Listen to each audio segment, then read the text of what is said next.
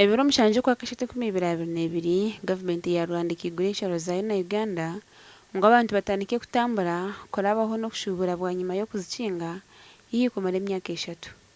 Omushachi witu w'amakuru izoba ya ahansharo ya KATUNA korewe ko mushuburo riyo netwazibwa biti yashanga abashubuzi no bacure.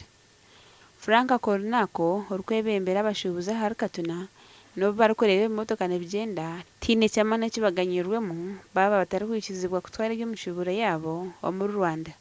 Tubuzi kibuhanga umunonga just no kureba zatwera ziri kurabo kandi nabwo byo bushubuzi ebyite bya Uganda kibaru kubikiriza kugira ngo byambukeyo.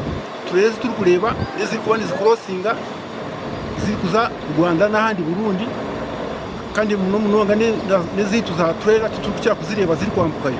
Ngeno bushubuzi tiburabonire kunonje abo kugira ngo twikene n'abayanwa bitu kandi urwo yagerizo kugira ngo ayambuke no yokuraba umurwasho yagaruka yo bumwe biba reporting ngo bushubuzi bamusibe abandi babakwata zibwe tusanga bwe tuyingira tubanga abayingwe tubingira Rwanda wano ku border tetwandi badde na buzibu naye obuzibu bwe tusanga obusinga bwe kubanga ova kuno n'okula akawunga ko bakakiro 10 oyingireri ne bakakujjako ne bagamba mbwa ebintu ebyo tebikirizibwa ate nga bagula border tubye tuba twetise ebiva ebweru y'eggwanga nga London, Dubai tebifuna buzibu okuyingira e Rwanda naye bwe tuleeta ebintu ebikolerwa mu Uganda tabikiriza. So number 1 nsuubira ba president bafe President Museveni ne President Kagame balina okutuula wamu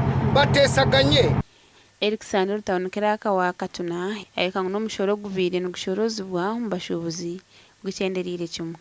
The border was open, but it is as if it was partially open because business is not going on well due to the fact that Rwanda, they don't allow goods from Uganda and there is no free movement of people and goods.